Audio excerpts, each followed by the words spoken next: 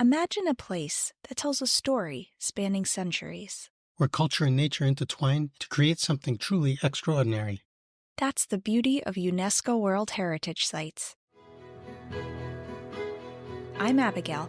And I'm Keith. And this is Global Treasures, the podcast that covers the history, travel tips, and legends surrounding one of the 1,223 World Heritage sites each episode. These places have been identified as having universal cultural or natural significance. That is so exceptional that it transcends national boundaries and is of importance to present and future generations. Welcome to Season 2, where we're going to explore the 45 sites that UNESCO added in 1979. This week, we're traveling to the historical complex of Split with the Palace of Diocletian, located in Croatia, which is a country in the continent of Europe. Nestled on the Dalmatian coast of Croatia lies a true marvel of ancient engineering and urban evolution. The historical complex of Split, centered around the Palace of Diocletian. This isn't your typical crumbling ruin. We're going to be talking about one of the world's most complete remains of a Roman palace, a UNESCO World Heritage site that's been continuously inhabited for over 1,700 years. Picture this. A Roman emperor decides he's had enough of the political rat race and wants to retire in style. So what does he do? He orders a massive fortress palace built right on a peninsula near the great Roman city of Salona. But Diocletian's palace is no ordinary retirement home. This sprawling complex, constructed between the late 3rd and the early 4th centuries AD, was designed to be half imperial residence and half military garrison. Now, fast forward through the centuries, and this palace has transformed into the beating heart of a vibrant city. It's like an architectural time machine, where every era has left its mark. You've got a medieval cathedral built smack in the middle, reusing materials from the ancient mausoleum. Wander through the streets, and you'll spot 12th and 13th century Romanesque churches, medieval fortifications, and 15th century Gothic palaces. Keep your eyes peeled for Renaissance portals of noblemen's houses and Baroque facades. It's a living, breathing testament to Split's rich tradition and glorious history. But here's the kicker. It's not just a tourist attraction. Locals go about their daily lives amidst these ancient walls. You might see someone hanging laundry from a window that once framed a Roman emperor's view, or enjoying a cappuccino in a cafe nestled in what used to be imperial chambers. It's this unique blend of past and present, of ancient grandeur and modern life that makes Split truly extraordinary. Now let's talk architecture, because this place is an absolute feast for history buffs and design enthusiasts alike. The Palace of Diocletian isn't just big, it is massive. We're looking at an irregular rectangle measuring about 215 meters by 180 meters, about the length of a large oil tanker or 2 American football fields. Imagine a fortress with 16 towers projecting from the western, northern, and eastern facades facing the mainland. It's like the ancient Roman version of a high-security compound. The facade walls are a study in contrasts. In the lower parts, they're massive and simple, without any openings. Classic fortress design. But look up, and you'll see large arches facing the land, adding a touch of imperial grandeur. Interestingly, only the southern facade facing the sea was unfortified. It seems like Diocletian wasn't too worried about a naval invasion in his retirement years. Now, let's take a tour of the gates. There are 4 main entrances, one on each side of the palace. The north gate was originally the main entrance. Today, if you look up as you pass through, you'll spot a 7th century church of St. Martin perched right above it. The east gate faces towards the Roman town of Apia. In the 6th century, they decided to add a small church dedicated to St. Apollinar above this gate too.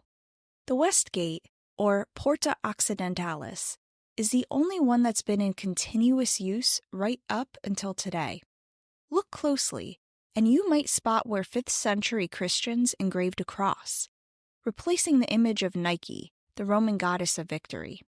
And fun fact, yes, That is where the sportswear brand Nike gets its name from. The South Gate, or Porta Meridionalis, is a bit smaller and was originally the Sea Gate. It led directly into the basement rooms of the imperial palace, maybe where they unloaded supplies for the emperor's kitchen. Speaking of the emperor's digs, his apartments formed a block along the seafront. While only partially preserved on the upper floor, the ground floor substructure gives us a perfect blueprint of what was above. The apartments were a 40-meter deep stretch along the entire south facade, complete with things like a domed hall, halls with apses, which is actually a semicircular room that sticks out of a building, and even an octagonal dining room.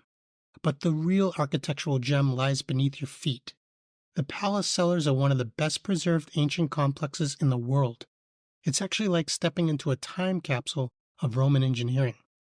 At the heart of all of it is the peristyle, a monumental court that was the access point to the imperial apartments, Diocletian's mausoleum, and 3 temples. One of these temples, dedicated to Jupiter, later became a baptistry. Talk about a career change. So, the palace was also originally decorated with the 3,500-year-old granite sphinxes from Egypt. Only 3 have survived, but you can still spot them around the complex. It's like a little piece of ancient Egypt on the Adriatic coast. All right, now let's zoom out and take a look at where all this architectural wonder is situated. So the Palace of Diocletian was built on a peninsula about 6 kilometers southwest of Salona. Salona wasn't just any old town.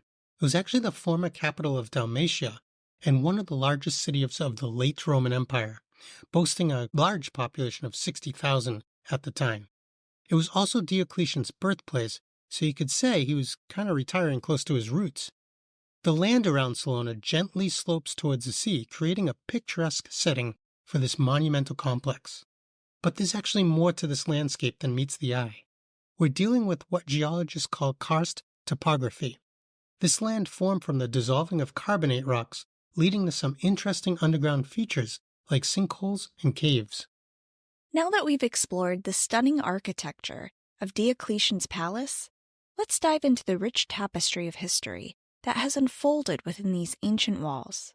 From its imperial origins to its evolution as a living city, the story of Split is a captivating journey through time. Our tale begins in the 4th century Common Era, when Roman Emperor Diocletian decided it was time to hang up his imperial robes and retire in style. In 295 AD, he began construction on a magnificent palace near Salona, his birthplace and the capital of the Roman province of Dalmatia. Completed just after 305 AD, meant to be just in time for Diocletian's retirement, the palace was a marvel of Roman engineering. But here's where it gets interesting. The palace wasn't quite finished when he moved in. So imagine the emperor wandering through half-completed halls, perhaps dodging the occasional worker, still putting finishing touches on his dream retirement home. Diocletian's retirement wasn't all peaceful gardening, though, which was his favorite pastime. In 308 AD, he was called back to Carnuntum to help resolve conflicts arising from Constantine's rise to power. His response? He's basically quoted as saying, "If you could see the cabbages I've planted with my own hands, you wouldn't dare ask me to replace my peace and happiness with the storms of politics." Sadly, Diocletian's final years were marked by the collapse of his carefully crafted tetrarchy system and personal tragedies. He passed away in 312 AD, but his palace lived on. Fast forward to the year 639, and we see a pivotal moment in the palace's history. Salona was sacked by the Avars and Slavs, sending refugees fleeing to the safety of Diocletian's palace. This marks the beginning of Split as a living city, with people making their homes within the palace walls. Through the centuries, Split became a prize fought over by various powers. It passed through the hands of Croatian kings, the Byzantine Empire, Venice, and even Hungary. Each ruler left their mark, contributing to the rich architectural tapestry we see today. One of the most fascinating transformations occurred in Diocletian's mausoleum, which I referenced before. In a twist of historical irony, this pagan emperor's final resting place was converted into the Cathedral of St. Domnius in the 7th century. The Venetians had a particularly long-lasting impact on Split, ruling for 377 years, from 1420 to 1797. During this period, we see the construction of the famous Loggia in 1432 and the Horove Tower in 1481. In the 18th century, the palace caught the eye of the famous Scottish architect Robert Adam. His careful studies of the palace on a research trip reintroduced this architectural wonder to Europe and inspired a whole new wave of neoclassical design led by this very architect. The 19th and 20th centuries brought further changes. Split became part of the Austrian Empire, then briefly fell under the French rule during Napoleon's conquests, before then returning to Austrian control. The city saw the birth of important cultural institutions like the Split Archaeological Museum in 1820 and the Gallery of Fine Arts in 1931. World War II brought turmoil, with the city changing hands multiple times before finally being liberated in 1944. In the post-war years, Split flourished as part of Yugoslavia, seeing the establishment of its university in 1974 and hosting the European Athletics Championships in 1990. In 1979, UNESCO recognized the historical significance of Diocletian's palace and the Old Town of Split, listing it as a World Heritage Site. This status helped preserve this living monument for future generations. Today, Split continues to evolve, balancing modern development with historical preservation. In 2006, there was a controversy over plans for new construction within the palace walls, but public opposition halted these plans, demonstrating the city's commitment to protecting its extraordinary heritage. Yes, and the municipality of Split is the entity tasked with the upkeep of Split's historic city center, but it's historically been underfunded, so you can't blame them for wanting to continue construction, especially if it might bring in tourism. And if we're talking about preservation, I am impressed that they're actively trying to clean up the buildings, such as the removal of graffiti and washing of the facade. The idea of people defacing such beautiful, important places is just really upsetting. Show some respect.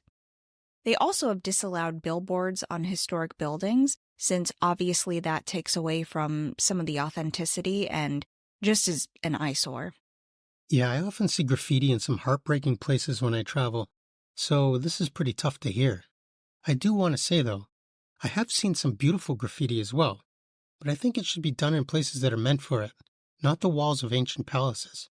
So, from the Roman Emperor's retreat to the UNESCO World Heritage Site, Diocletian's Palace and the Old Town of Split have witnessed nearly 2 millennia of history.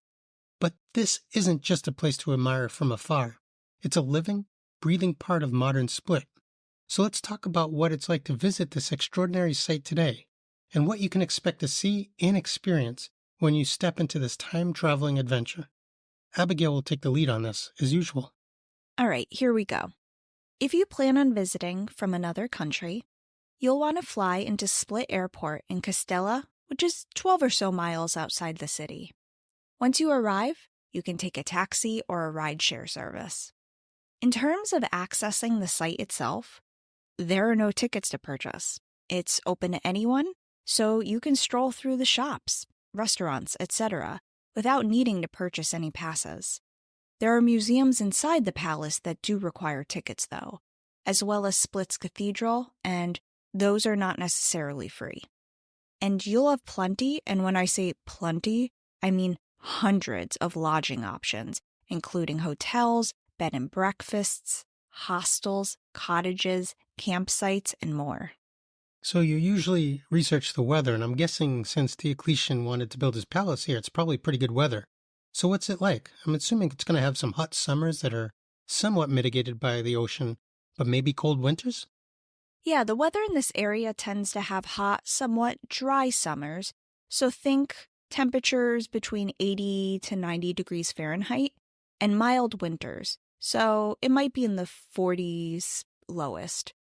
The majority of the precipitation is September to December, and it rarely snows. All right, so this might be an obvious answer, but did you find out what the primary language spoken in Croatia is? I mean, it must be Croatian, but just curious if visitors can expect any other languages. I've noticed in my travels that many people speak some English in the tourist areas. Is it the same here? So Croatian it is, but English is spoken in somewhat touristy areas. This is the second largest city after Zagreb, and it gets almost 1 million visitors annually, so it's a major tourist hub for the country. So I also want to talk about some things you might want to check out while you're in the area as well.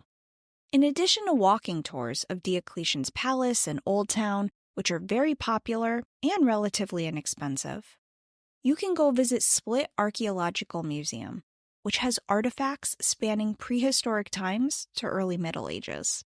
You can also visit the Science Museum and Zoo or Gallery of Fine Arts. The Split Music Festival is also held every July.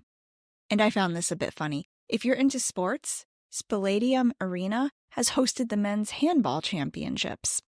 Oh, that's kind of cool. All right, so I'm going to ask. I want to ask about the food. If they have hundreds of hotels, I'm guessing they have hundreds of restaurants. I actually have no clue about the cuisine in Croatia. I'm assuming seafood and maybe some spices? It's clear that the coastal area deeply reflects Italian and Mediterranean cuisine.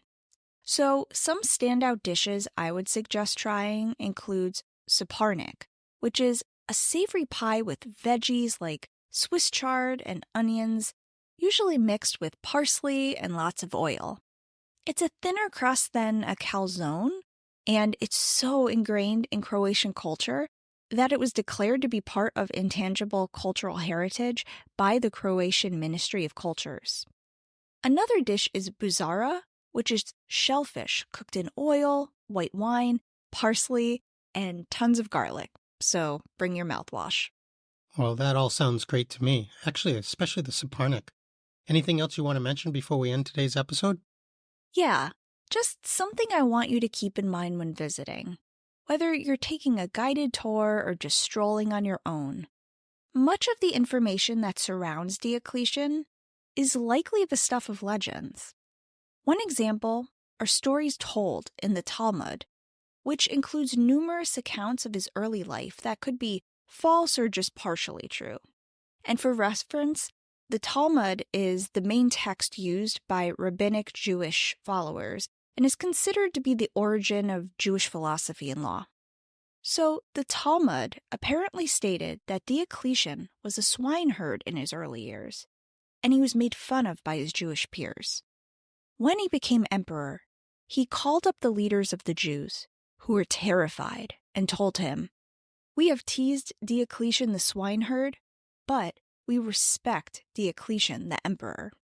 Diocletian stoically replied, "You must show respect even to the smallest and lowest of Romans, because you never know which one of us will rise to greatness."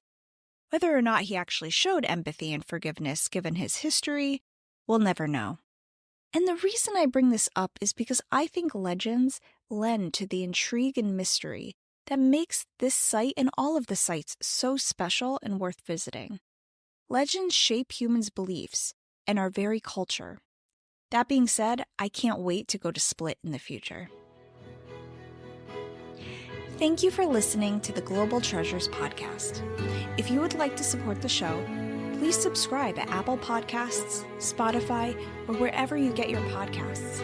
You can also check us out on YouTube and TikTok. As we conclude our journey to Diocletian's Palace and the complex of Split, we'd like to express our gratitude for joining us on this episode. Abigail and I are passionate about bringing these UNESCO World Heritage sites to life, and we hope our work has sparked your curiosity and appreciation for these marvels. We kindly invite you to leave us a 5-star written review. Your words not only help others discover the wonders of UNESCO World Heritage sites, but also inspires us to continue our mission of sharing these remarkable places with the world. Each review, no matter how brief, is a cherished testament to the importance of preserving and celebrating our shared human heritage. We're immensely grateful for all of our listeners who help spread the word about these incredible sites.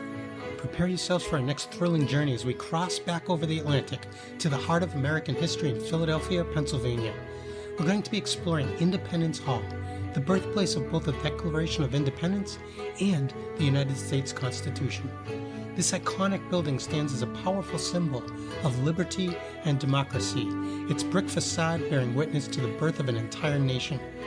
We'll delve into the rich tapestry of events that unfolded within these hallowed walls and the visionaries who helped shape the course of history. Until then, keep your love for heritage alive and your curiosity piqued. The story of human achievement and aspiration awaits us.